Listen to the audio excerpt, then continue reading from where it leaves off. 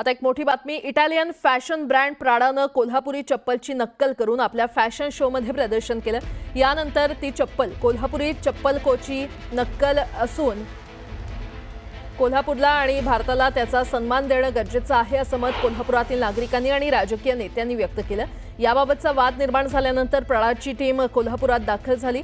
इटलीवरून आलेल्या प्राडाच्या टीमनं कोल्हापुरी चप्पल बनवण्याच्या कारागिरांची भेट घेतली आणि महाराष्ट्र चेंबर ऑफ कॉमर्सच्या सहकार्यानं प्राडाची टेक्निकल टीम कोल्हापुरात आली आहे। प्राडाची टीम पहिल्यांदाच भारतात आली आहे। आज कोल्हापुरी चप्पलाचा जो एक कॉन्ट्रावर्सी प्राडाच्या एक्झिबिशनच्या माध्यमातून तयार झाली, त्याचा एक पुढचा टप्पा आहे। महाराष्ट्र चेंबर ऑफ कॉमर्सने प्राडाबरोबर संपर्क साधून त्यांनी कोल्हापुरी कारागिरांच्याकडून चप्पल थेट खरेदी करावं असा त्यांना प्रस्ताव केला आणि त्या माध्यमातून या कारागिरांचा विकास झाला पाहिजे। प्राडानं चेंबरची विनंती मान्य केली आणि त्यांची टेक्निकल टीम, त्यांचे जे जागतिक जे डिव्हिजन आहे फुटवेअरचं, त्याचे जगातले प्रमुख, त्यांच्या फुटवेअर डिझायनिंगचे जागतिक प्रमुख आणि त्यांचे बाकीचे कन्सल्टिंग डिपार्टमेंट, अशा 6 टेक्निकल लोकांचे जे जागतिक हेड आहेत त्यांच्या टेक्निकल डिपार्टमेंटचे, ते सर्वजण आज कोल्हापूरमध्ये आलेले आहेत। सर्व समाजाचं जावं, माझं जावं असं नाही। कोल्हापुरी चप्पल हे पूर्वीच गाजलेलं आहे, पण प्राडामुळे त्याला आणि डबल प्रसिद्धी मिळाली, पुऱ्या जगात प्रसिद्धी मिळालेली आहे। आणि याचं उत्पादन ऑर्डर मिळाले तर सर्व कारागिरांना भरपूर प्रमाणात काम मिळेल, कारागिरांचे श्रमशक्ती पुन्हा वाढत जाईल। नमस्कार, सुप्रभात, गुड मॉर्निंग। मी प्राजक्ता तांडेल, तुम्ही पाहताय न्यूज 18 लोकमत। सकाळच्या पहिल्या बातमीपत्रामध्ये आपलं सगळ्यांचं स्वागत। सुरुवातीला एक मोठी बातमी आहे। एकीकडे राज्यात पावसाळी अधिवेशन सुरू आहे, तर दुसरीकडे मुख्यमंत्री देवेंद्र फडणवीस हे आगामी स्थानिक स्वराज्य संस्थांच्या निवडणुकांसाठी विभागीय मॅरेथॉन बैठका घेताना पाहायला मिळतात।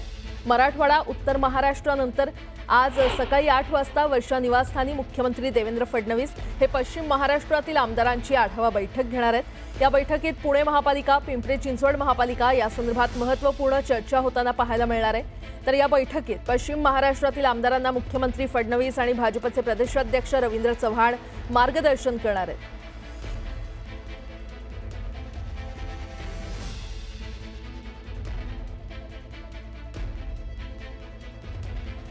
स्थानिक स्वराज्य संस्थांच्या निवडणुकीपूर्वी शिवसेना आणि रिपब्लिकन सेनेची युती होणार आहे। आज दुपारी उपमुख्यमंत्री एकनाथ शिंदे आणि आनंदराज आंबेडकरांच्या रिपब्लिकन सेनेच्या युतीची घोषणा होणार आहे। यापूर्वी शिवसेना प्रमुख बाळासाहेब ठाकरेंनी नामदेव ढसाळ आणि अर्जुन डांगळे यांच्या सोबत शिवशक्ती आणि भीमशक्तीचा प्रयोग केला होता।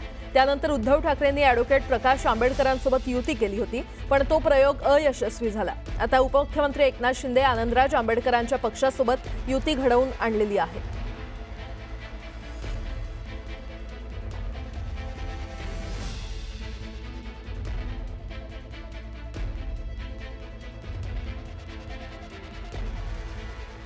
बातमीपत्रामध्ये आता पाहणार आहोत सकाळच्या महत्त्वाच्या 100 बातम्या अतिशय वेगवान स्वरूपात।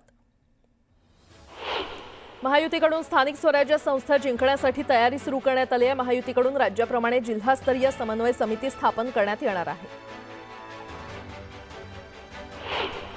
शरद पवार यांच्या राष्ट्रवादीचे प्रदेशाध्यक्ष जयंत पाटील यांनी प्रदेशाध्यक्ष पदाचा राजीनामा दिलाय। शशिकांत शिंदे यांच्याकडे प्रदेशाध्यक्ष पदाची जबाबदारी देण्यात आली आहे।